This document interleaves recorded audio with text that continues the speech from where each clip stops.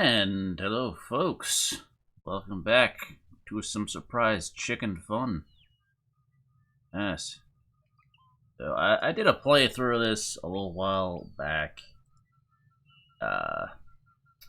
There's since been a little developer update back in August, sort of stating about the current, state of development, which in short, coronavirus, other projects and things, problem with coding. It hasn't been much work done. They've been doing other stuff, get by. So no clear sign of if the game's gonna get any further updates or not. But I've had like a person or a couple people. It's unclear. It's like begging for me to do more content of this. Figure I'd humor that. Go through, ramble about things I think that are wrong with the game, and show off a few of the more subtle mechanics I found out through my time of play. Got a few test creatures here. Where to begin? Well, so as I've explained before, this is a game where you create and battle creatures. We're currently just in, the general creator mode. You have infinite items. It's all just listed out here on the side. We don't have to mess around with inventories or any nonsense. You have like base blocks you add on to creatures. You add legs to them to enable them to walk. Adding on different parts enables different abilities to be activated. Got your list of abilities down here. You got your stats. But if you want like just a general overview, I'd recommend playthrough I've already done. It's gonna touch on some more subtle mechanics of how this all works. So this guy, we've got a nice tall head. So this block here, like any block with a mouth, eyes on it, maybe ears. I'm not sure if those count or not. That counts as a head. And any parts leading down from that to the legs, or possibly lack of legs. You don't have to have legs on things. Just hop around if it doesn't have legs. But yeah, that's all considered the neck, and it bends, as you see here. Nice arcing neck. Then just like wherever it touches the ground, that's considered the feet, essentially. You can have like a rear area that's just like this little attack. Now, if you attach blocks ahead of where the legs are, then that increases the reach, the neck range. Which I do a little trick during our playthrough where I actually use this little trunk here to extend our reach a little bit. It's a nice little way of extending your reach without adding additional big heavy blocks like this. But like normally how you increase the range is just adding blocks in front of the creature. You can also add them vertically. And one of the nice things about doing it vertically, as long as you have, your mouth and your eyes and your basic ability blocks attached there, like that your head is where most of your attacks are going to come from. Your bite, your fire breath. Demonstrate that real quick. So if I use bite, it's just where the head is that will be dealing the damage to enemy creatures.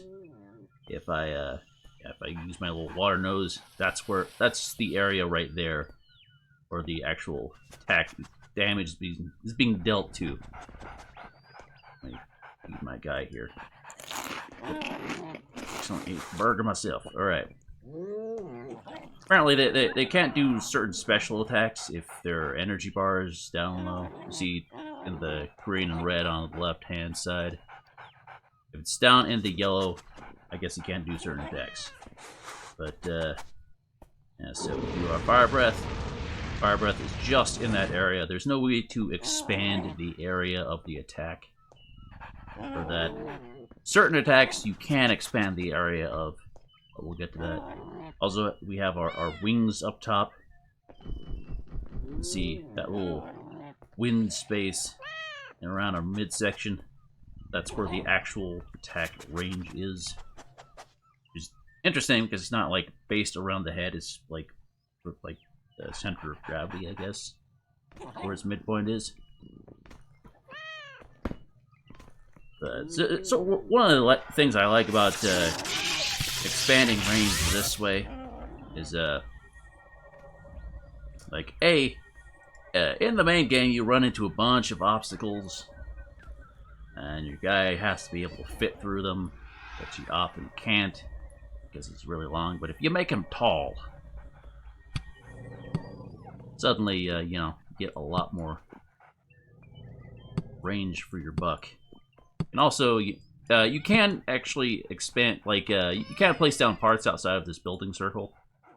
You can delete some parts that way, but, yeah, I can't place anything here. But I can expand my creature beyond that reach. Just by continually placing blocks inside the circle. I'm pretty sure that's more or less infinite range you can get that way. 32 range. But yeah, my character will be up here where the oh, that was a loud thump. Yeah, up there where we have our little sitting spot. Can't quite see me. But yeah, it's right there. It's where my guy's at. One of the important things to note is that if your character at any point goes under the ground from attack, there we go. Yeah. See, because of the neck of this guy is so long, and his head actually reaches down underneath the ground when he attacks, it actually pushes your character into the ground and therefore knocks you off. Which is an issue we ran into with one of our creatures last time. Which quickly demonstrate on this cat. So one of the abilities... Now his head's all wonky. Yeah. Now his head's fine. But one of the abilities here is the Perfect Charm, which allows you to control enemy creatures. But for some reason, your head goes all wonky when you activate that ability. You know, it just flops around all weird, like this, as he's doing. Which, normally I just put the saddle on the head. But, the way to combat that is to actually put saddle, just like behind the legs, or like on top of the legs, if you can fit it there. That way you don't get knocked off whenever you're riding. Quite obnoxious. So, yeah. You know, so usually normally the head will like actually follow your character's view, but for whatever reason it just does its own thing after you activate the Perfect Charm. Should have a lasso on you, right? For a saddle? No? Okay, we'll put a saddle on you. Yeah, there's a number of just interesting abilities. They're not completely fleshed out. For instance, there is an ability you can put on, or you're supposed to be able to put on crab creatures. Where is it at? Yeah. Yeah. Hunker down shield. This one's, like, it's kind of neat. Like, facing it. increase the shield, does damage back to attackers. If it's melee damage, it doesn't reflect range damage. But you can't move while you're in this state. It's important to note, it does cause a lot of lag if you attack it with, in particular, the eye lasers. It's like hitting this thing with eye lasers just slows the computer down to a crawl. But you see here, I have all of the required parts on this creature for it, but I'm not actually able to apply it to the creature, sadly. It's weird because, you know, obviously there's creatures in the game that have the ability already, so I guess the ability was available previously in the game, but no longer. But another important side note on like your attack range. So the attack range we got for that guy up there is based on where his head is at, because that's where his bite attack is. But like for this guy over here, we have claws on him, which these will ultimately have a different attack range than the head, which isn't necessarily displayed. So normally these crab hands have like a sweeping attack to them. There you go.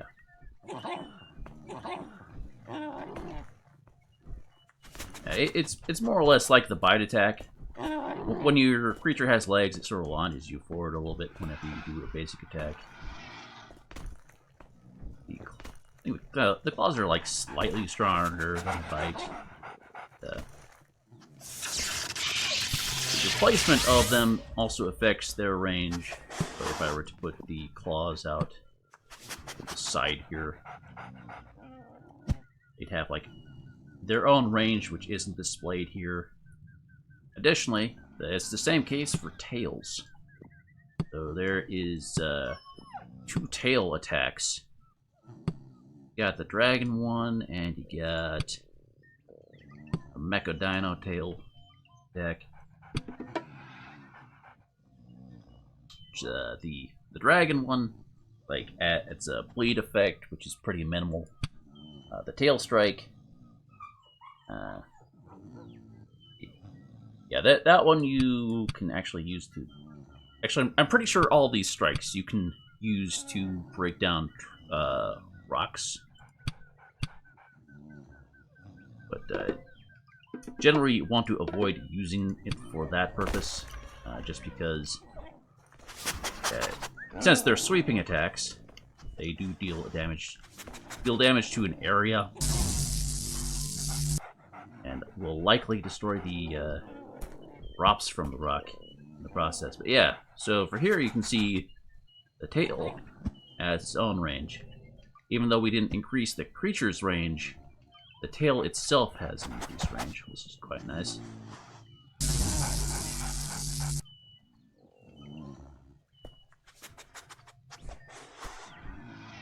So it's important to note there are like unlisted stats and effects of things. I really wish like each individual attack had its like own stats listed, displayed its own damage, because like there's like huge differences in like between the damage. Different things, like the eye lasers in particular are probably the most pronounced example. As I've mentioned before, like adding more eyeballs pretty much directly increases your damage. If you get a certain number of them, it should start like visibly increasing our attack damage. Yeah, there we go. But like the eye lasers, I think, are the only attack that benefit from adding more eyes. Like, and you'd think that, you know, adding more arms or maybe more mouths for the dragon breath or for the elephant mouth, you'd think like adding more of those on would increase the stats of the attacks they're associated with. But that doesn't appear to be the case. Like, unless that's also hidden, and it just, like, doesn't increase the number. As far as I can tell, like, any parts that have a strength bonus associated with them increases general attacks. And ability power is specifically for the ranged attacks. But it's hard to tell, like, if there's any overlap between those or not. But that's why the Dragon Horn specifically is such a good art.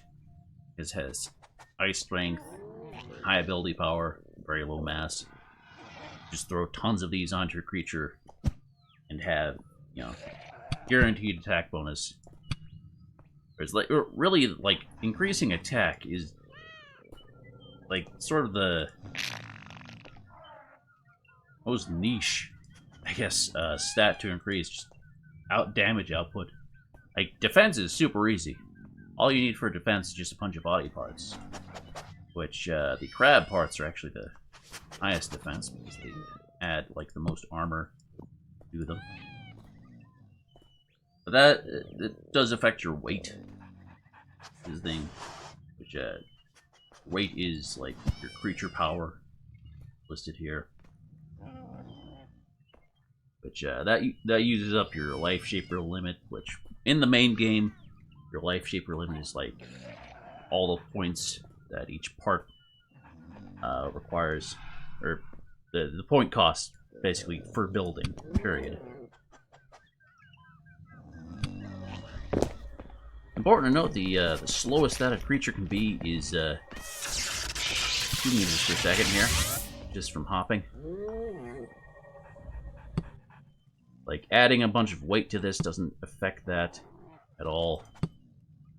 If your creature ever can't, like, touch the ground, or, like, if the leg can't touch the ground, it'll sort of hop along to compensate. If you put the leg up here, oh, there we go.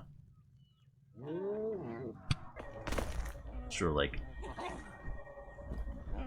move, like, contort its body such that the leg will finally touch the ground. It's pretty funky, but I guess it makes sense in a way. Let's see. A couple of the other abilities are like, the dogs have a lot of barks that they're able to deal. Let's see. There's a total of 5 different barks. You got defensive bark, demoralizing bark, encouraging bark, snarl, scare, and taunt bark. All of which have the same description and requirements. But clearly they don't actually all do the same thing. Taunt bark, as you would expect, should taunt an enemy, sort of like force them to attack instead of running away. What it tells you to do, or it tells you that it does. Got the snarl scare, which logically causes enemies to run away. Got encouraging bark, which improves, which, you know, actually has the correct description, improves your allies' attack rating. Demoralizing bark, presumably reduces the attack of enemies within range. And defensive bark, which presumably increases the armor of attacks, or armor of friendlies within range, or sign that. But interesting thing about the bark attacks, so let's see. The ones that affect friendlies create like this ring around them. Which the ring is based upon the horizontal size of your creature. So that guy is bigger than I am horizontally. I'm just 1 block wide while he's 2 blocks wide technically. Like, his height doesn't contribute to the size of the ring, just his width. So I don't know how much the bark actually benefits your attacks. It's, again, a hidden stat. No way of telling. But, I mean, I think maybe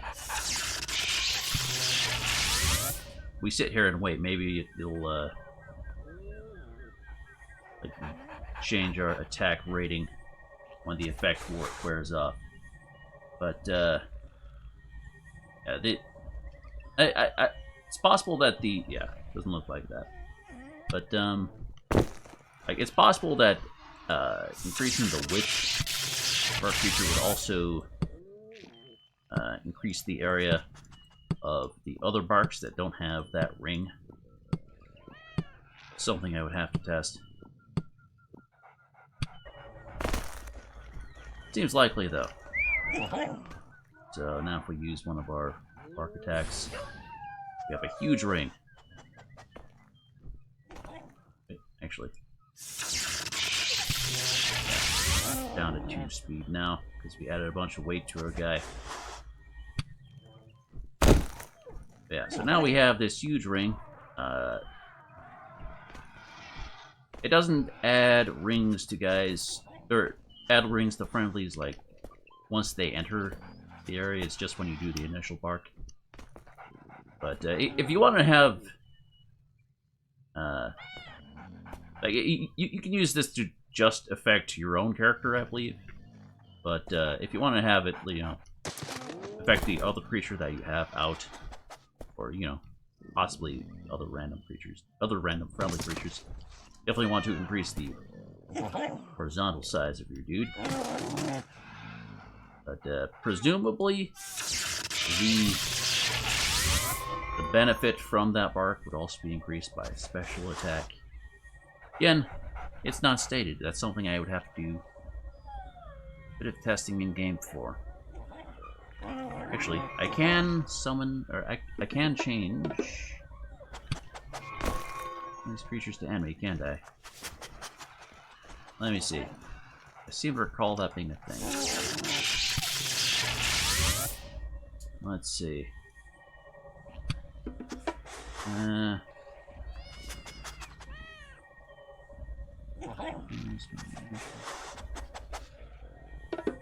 Let me see. Oh, what was it? There was some command to change creatures to enemies.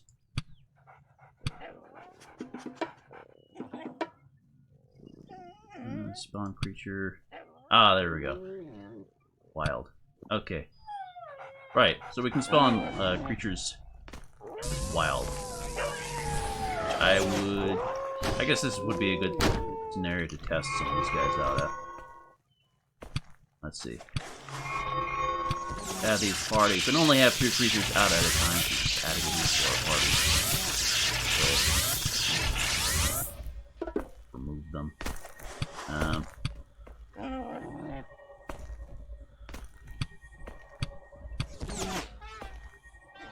Alright. 4 creatures. Alright. Let's go ahead and grab ourselves a creature that can't really attack back. You'll do. On wild. Alright. Let's see what our base attack does. It should show damage numbers. Right? Or no, it doesn't actually show damage numbers. We just have to go off the displayed health for like a bit of an indication. Okay. So, hit a little bit there.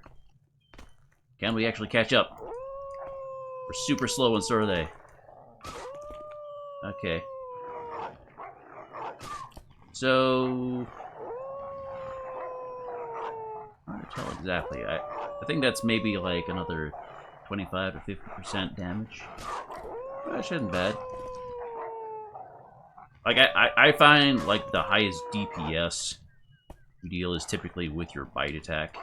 So I suppose this would actually affect range attacks. I'm not sure. It's like this guy's attacking us back for some reason. Can't really test defense. Let's see. Alright, so we spooked him off.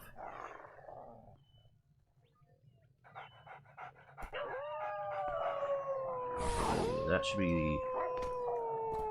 Alright, that's the one that decreases his attack. So taunt, we use taunt on him. Seems to be running away still, though.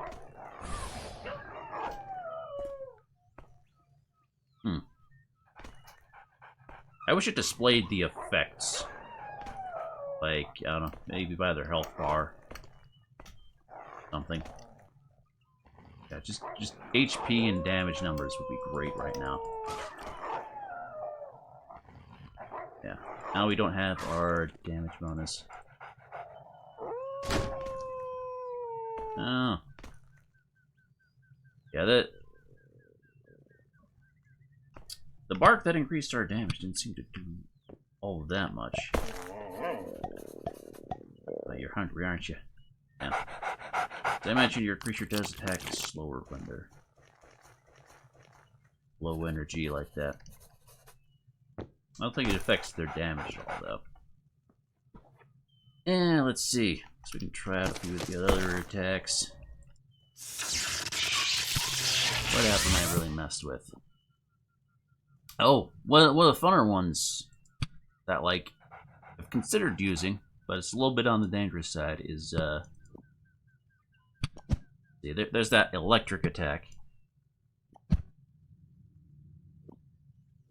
Which, basically creates an AoE around your critter. Yeah, the electric shock. Electrify your body and deal damage at all that's around you. So the main reason I don't use it is because it damages everything. So you don't want it ever used at your base, because that will destroy all of your stuff. That's why, you know, I like my attacks to be focused, not AoE. But the cool thing about this, it's like, you know, you think maybe it would increase the range the same way that that the dog bark does, just like increasing your horizontal range. But it's actually based around just the metallic blocks themselves. If I can put my thing on there, we'll use that. So each block, each metallic block has its own AoE associated with it. Kind of means that if you have just a ton of these blocks on there, that potentially going to cause a bit of lag for you. But one of the requirements for that attack is that your creature be 50% dino blocks. Have a couple of limbs on there. But that means you can, doesn't have to be entirely made out of the robot blocks, and that also means that you can sort of spread these out.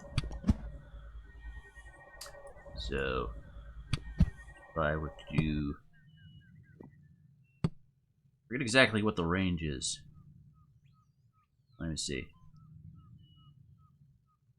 I just like to put down one small metallic block, like a couple of these, just for distance. Yeah, it's obviously more efficient to use like smaller blocks.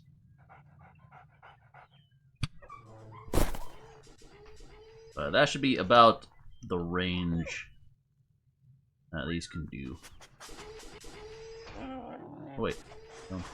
Oh right, I'm not 50% robot blocks anymore. Fix that real quick.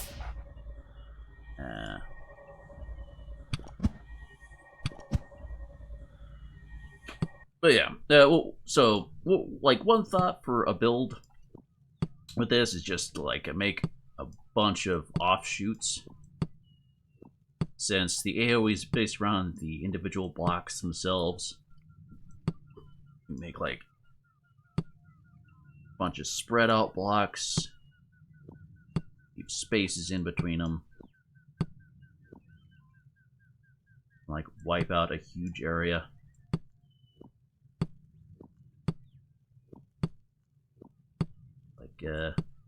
like an antenna, an old school TV antenna.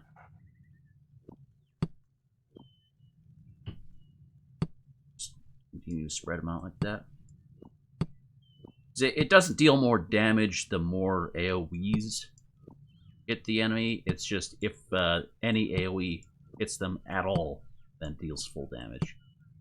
So if you keep them spread out, just maximize the chance the enemy actually gets hit. That's the most benefit to you.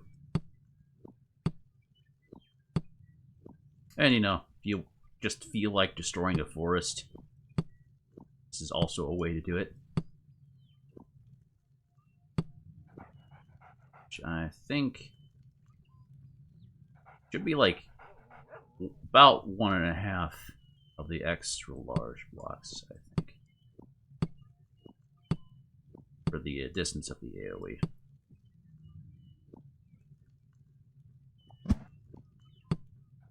So something like that. And you can do the same thing like I did earlier with the long neck dude. And sort of create part of a creature and just extend it further. Come on, let me put it on there. Add it for a second. Yes, there we go. It's like keep building that way. It'll keep pushing the creature forward, so you can have like almost infinitely long creature. Of course, the problem with this is that you will get stuck on a lot of things. You can't, you know, destroy rocks or anything this way. I'm pretty sure.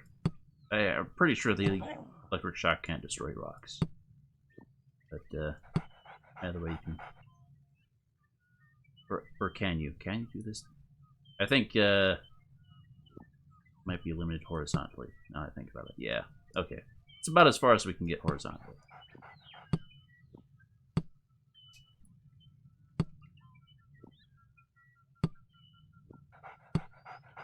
Yeah, you can just make your creature have a huge long neck. I think that usually works. Your creature kind of what's the word? Like hunches down when he does the attack, and sometimes if I've seen some creatures like body slam, like you know, they have like standing on 2 legs, and they'll sort of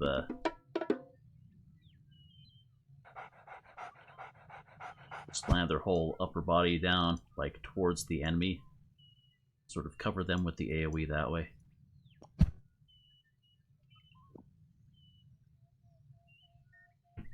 Let's finish this.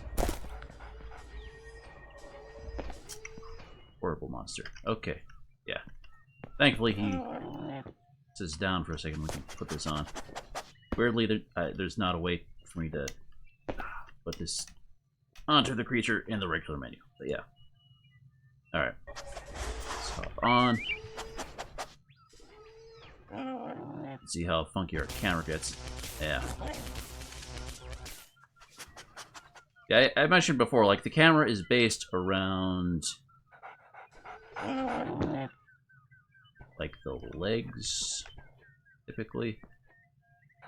Legs back here. Yeah.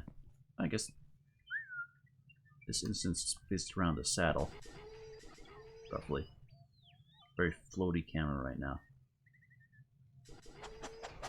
Oh, so it's unclear exactly where the camera sits, but it's usually like 2 blocks, or 2, yeah, roughly 2 extra large blocks above the ground. Like somewhere between the saddle and the feet. But yeah, like, get yourself a creature like this. Hit anything within the range. Wipe out a group of creatures this way, potentially. If you have enough attack damage on your creature. Let's go ahead and make this super tall real quick. Just for funsies.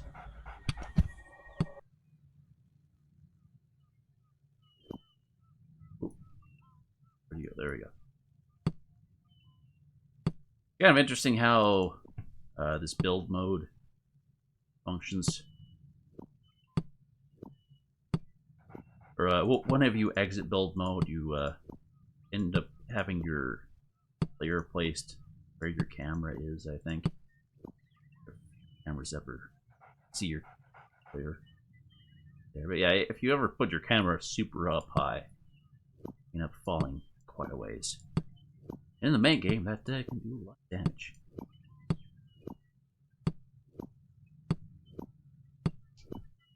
Super tall. It's like on our legs because it does require legs to use the ability.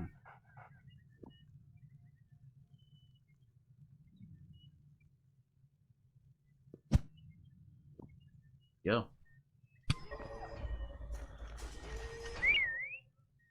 Like an SCP. Okay. Oh, yeah, now you can see the AoE's all up high in the air.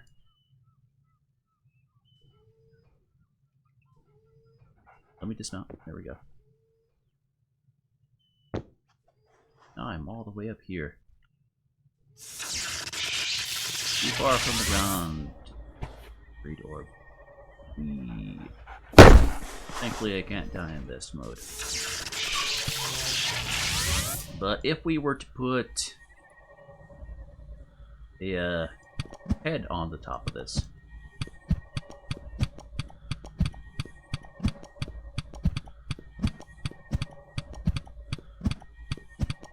there we go. On far end. Eye there. Mouth. Actually, let's put a little smaller block underneath there. Count as the head. Build in there. Put the eye on that. Mouth on it. Then if we put it on a pole, just did, we should be able to have it do the electric attack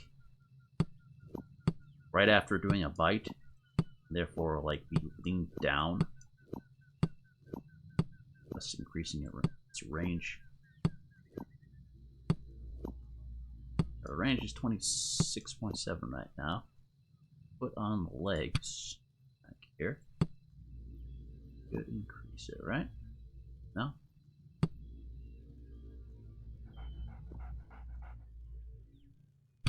Alright. Oh, look at that bending. Interesting.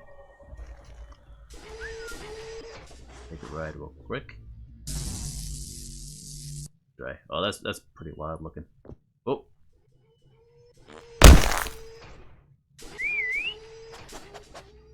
Let's see.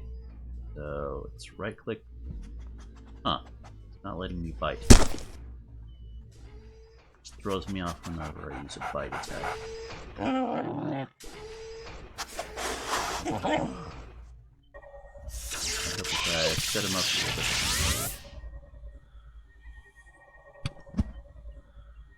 I think that gave us the general concept, though, here. Let's see. Let's try out some of the other attacks. Quick show of how they operate. Let's see. We got Charge, which Charge is more or less a body slam. Or, like I said, it hits everything that the creature's body parts run into. Makes it great at knocking down a bunch of bushes or things. It's honestly the most effective way of knocking down a ton of bushes at once. Also good for trees. I think you can actually destroy stuff using this.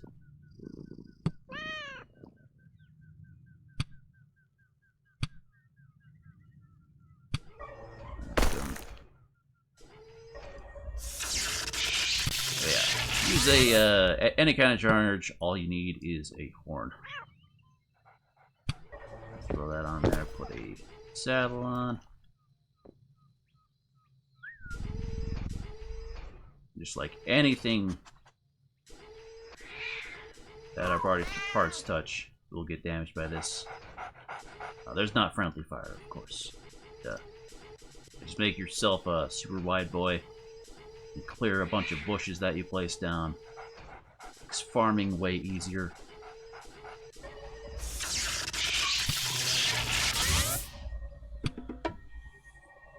Yeah, so there we also have the 9 lives attack, which showed that one off in the playthrough I did previously. Basically, every time, yeah, every time when you would die, it gives you a chance to become full health. Which I don't know what the exact chance is. It doesn't display the percentage, but man, I've literally like killed guys like dozens of times and had them come back immediately. It'd be super obnoxious trying to kill something with 9 lives on it. Egg missile, we've shown. Very weak attack at all levels. I don't think, like by comparison to like any other range attack, it's like a quarter of the damage. It's very inaccurate, and again, you can't increase the area of attack every time. It's only 3 eggs shot out from the egg missile. Which, it'd be cool if you could, like, put additional tail feathers down and just have, like, tons and tons of eggs be shot out for that attack. That would make it interesting. But no, it's just kind of weak.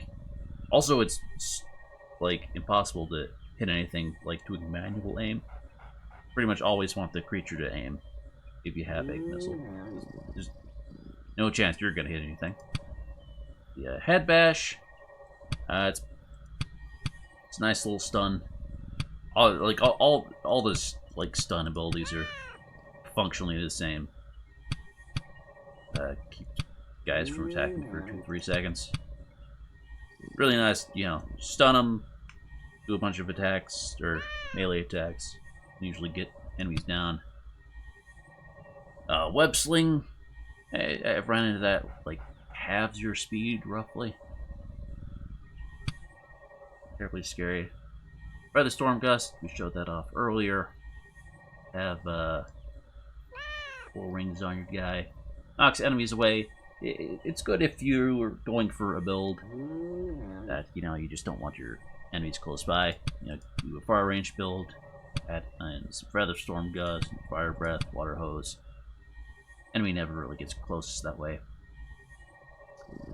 I showed these off. Laser Eye, is your main range attack. Honestly, it's most effective for this range. Pretty pinpoint. Electric Shock, we showed off. Charm, one he takes, allows you to take over enemies. Showed a little technique with that one, where you can take over an enemy and then hit it with your construction block, your life builder block, and just take it apart. You can't like dismantle it any other way than using your life shaper block on it. Let's see, paralysis poison. Yeah, that one I believe is more effective than the web sling. Benefit of the web sling is that it has a bit of range to it, but if you want to slow down an enemy, that's not a bad way of doing it. I don't know, like you only have like 6 ability slots, and so you really have to weigh like what you're putting on your creature.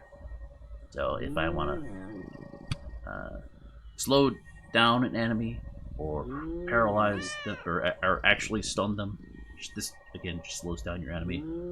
I take the stun over it every time.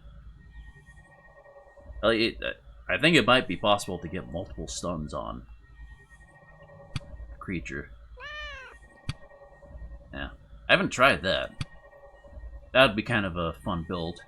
Just like put all the stuns on and just like cycle between them. Like hit enemies with your melee attack and anytime. That could be quite effective. There's a couple of the stuns, yeah, the sonic stuns have a bit of area of effect to them, I think. You could hit a couple of enemies if they're close enough. They're not very far range. There's like a few, like meters ahead of you. It's in a cone. But, I would assume the head bash only hits one enemy. Let's see. Verifying roar. That's just like the one bark that causes the enemy to run away. Like wounds, we've shown off a lot in my playthrough. It like if you have two creatures, it's absolutely essential. Just like it's the only way, besides feeding or bandaging your creatures, to heal them, and it's free. Unlike bandages and food, you just use it infinitely. So always have two creatures out, just licking each other's wounds. Also heals you. Also very, very useful. Let's see, teleporting vanish. That like also a good choice if you're going for like a ranged build. That just like teleport around your enemy randomly, keeps them at a distance. Super annoying to try and melee something if it's doing teleporting vanish. It's also it can also be hard to do range attacks on them when they're like that, because they do pop out of the range attack. With you've seen range attacks, like once you've like locked onto a spot, you're pretty much frozen there for a moment. Like, use your fire breath. It's a decent AoE, but you can't move during it. So if they teleport away, maybe they're behind you. Maybe they'll teleport into the area of effect as well. That's another possibility. Yeah, that's not a bad choice. Graze. We showed that off during my playthrough, and it did nothing. Initially I thought, oh, maybe it's a way to like passively heal your guy, but no, it says regen energy, but it does not actually regen any noticeable amount of energy, sadly. I guess it would be a decent way to sort of offset like food loss, because it's a little annoying having to like constantly, you're like feed your creature between every fight. Keep their energy up. Yeah, does nothing as far as I can tell. Let's see.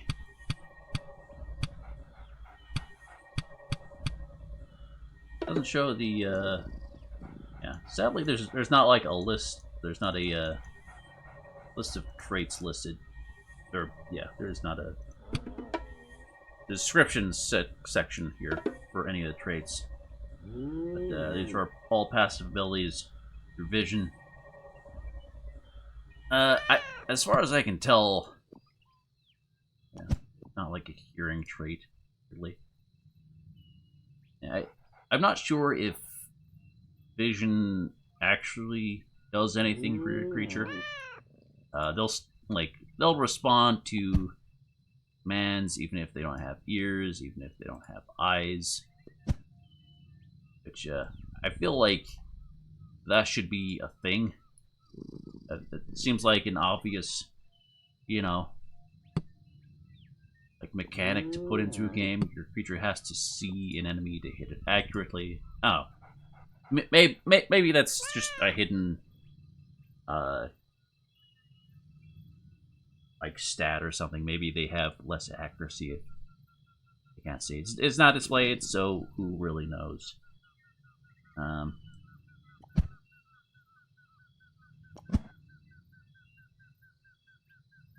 not sure if there's any actual... Huh. Okay, so apparently they do need a mouth in order to pick up an item. That's important to note. Which, pick up item is just eat as far as I can tell. Unless that also counts for picking up boxes. I'm not sure if it does or not. Let's see. Weight class. Yeah. I did a description, like, during the playthrough what all the stats are, as far as I can tell. Let me go into that again. Yeah, there's just a lot of, like, partially completed mechanics. I feel if it was fleshed out more, it'd have much bigger following for the game. Actually, get some of these abilities working. Add abilities to the creature types that don't have abilities, which there are a few of. Yeah, one of the things I did in my playthrough, and that I thought was kind of funny, was the like leg stacking, which you can also stack other body parts, like eyes and horns. I end up stacking a lot, but I do that to like keep things compact. Which like late game creatures, you end up using just tons and tons of the same part over and over again, and it becomes just ridiculously difficult to find room to put parts onto a creature. You're trying to fit in hundreds of the same part. So stacking legs and stacking horns and things is usually beneficial. I think, like, you know, if this game were to be developed further, like, there should be a mechanic to just combine limbs normally. Like, you know, not like overlay them the way I'm doing, but like sort of combine them into a single stronger leg. You know, that would help like reduce the total number of entities and help you find room. So if I, you know, combined 10 different cat legs, it would have the same like effect to your speed as having 10 separate cat legs, but it would just be one larger buffer leg. Same with horns.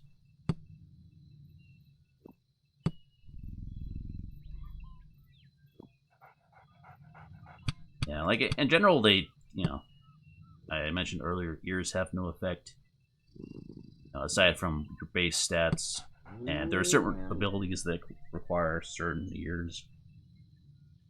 But you know, it would be nice if they added in like the requirement of having ears to hear commands or eyes to accurately hit an enemy, that sort of thing. Or smell. I don't think they touch on smell at all. Should be just putting on a mouth, but if them the ability to smell most of the time.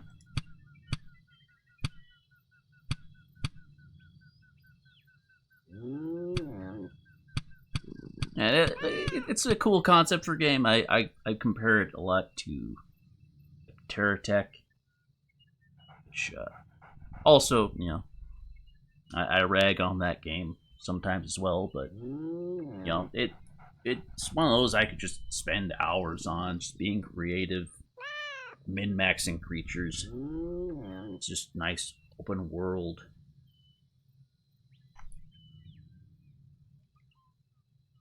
There is a arena to this game where you can battle creatures if you want to. So there's potential to have a tournament with friends if you wanted to, which might be fun. You know, players submit different creatures, which as far as like creature strength goes,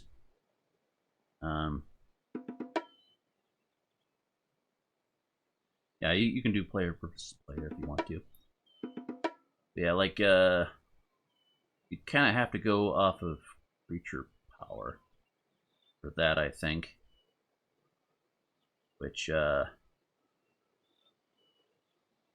me see. Should have...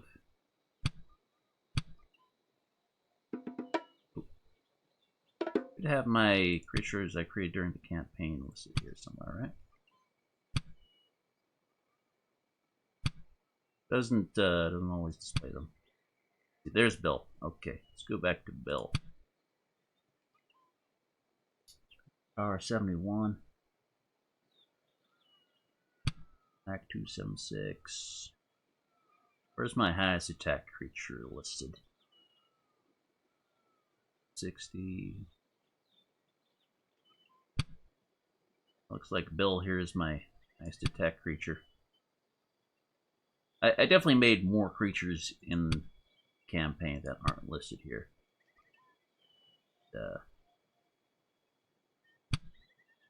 And one of the... That's interesting.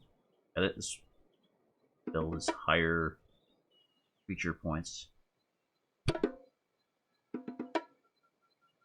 Let's see, 40. 1,400 HP. 1,000.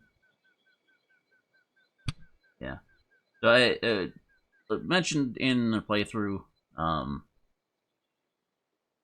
leveling up your creature adds to their health, just a flat health bonus. I think that also carries over to your creature power.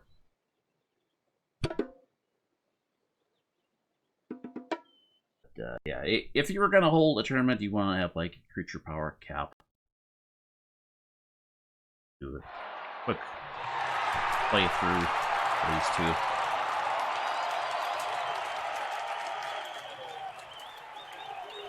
Always name my starting creatures Bill.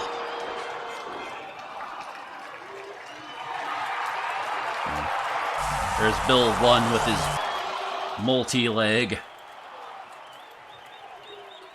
Love seeing it. Which looks like Bill 2 there has the perfect charm on him. I'm not sure how effective that's going to be. Bill 1 has more total attack. Bill 2 has like 4 times the HP. Similar attack set to them. It's fairly even so far, though. I was expecting Bill 2 to be way ahead because of his HP.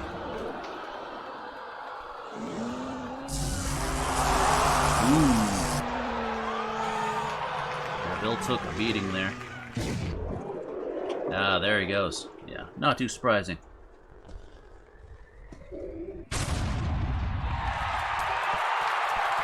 If I were to build a creature specifically for a tournament, probably wouldn't add really any movement ability to it.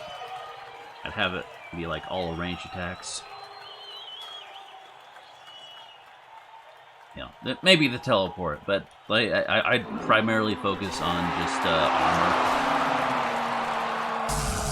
armor. Most of the creatures I created for the campaign here were not focused around defense. I was focused around getting as high of attack as possible so I can keep the battle short. As I mentioned, all you have to do to get high defense is just add a bunch of crowd blocks on there. It's just a bunch of large blocks in general. Get a bunch of HP on there. Takes a lot more parts in general to up your attack. Much more part expensive. Yeah, there he goes. About how I expected it to go. Lasted a bit longer. Bill 1 had higher attack, but Bill 2 had much, much more health, much more defense.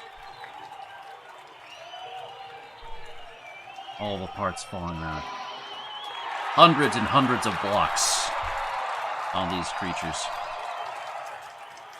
Bunch of overlaid eyes and legs and horns.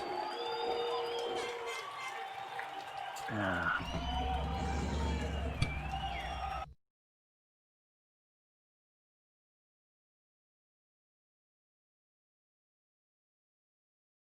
The reason I wouldn't worry too much about movement ability for a tournament, because like in order to deal damage at all, yeah, the range is pretty limited in this.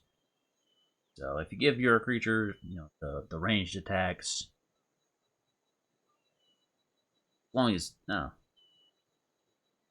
again, maybe the teleport, so that could help just dodging. But you really only want like movement ability if you were exclusively close range attacks. Like if you were going for like the stun lock build I described earlier. That's when you'd want some movement ability, just so you're like close to your opponent. But way I see it, just build yourself a giant tank with range attacks. Probably the way to win like any fight. Doesn't mean you'd win it quickly because probably have a little bit of a trade-off for damage output. I don't know. Now think about like with the dick ton of legs I put on stuff, probably wouldn't be that much of a damage trade-off. It'd just be a speed trade-off for your HP. Pretty much the same amount of damage output. But yeah.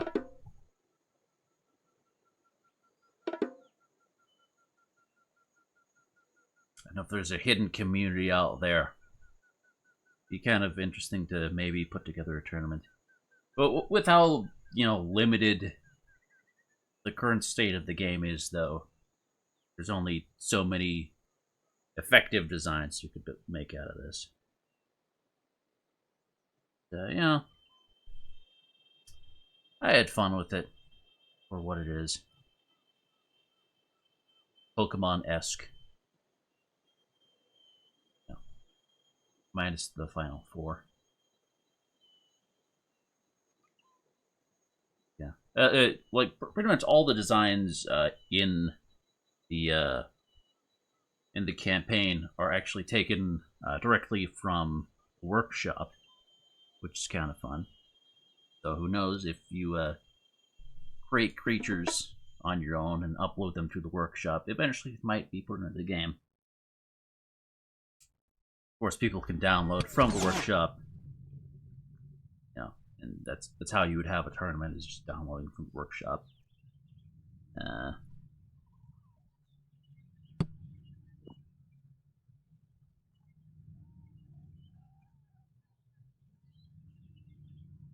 Yeah.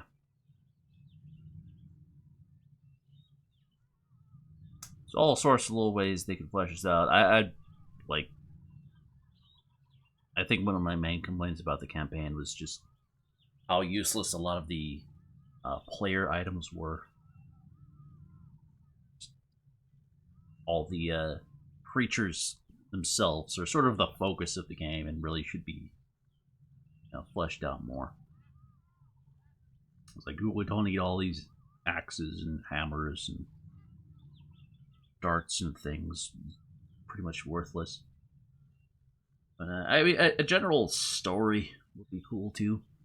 Kind of randomly crash land on this island. There's a bunch of poachers about. Don't actually hear anything about them, but I don't know. I'm pretty cool with just open world. I don't need dialogue, I suppose.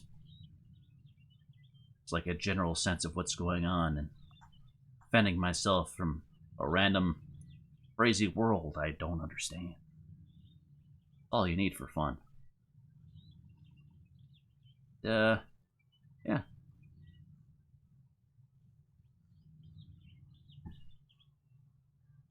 Bit of a shorter stream. I just want to get this out of the way because, as mentioned earlier, it's begging me to play this. I don't know. All sorts of, I guess, challenges you could come up with if you wanted for this. But, with how limited the game is, I only have so much motivation to play it further. Good concepts, if they were to work on it more, I would absolutely come back and play it again. But for now, I think I'm good. I have other stuff hold my attention. Yeah. Thank you all for watching.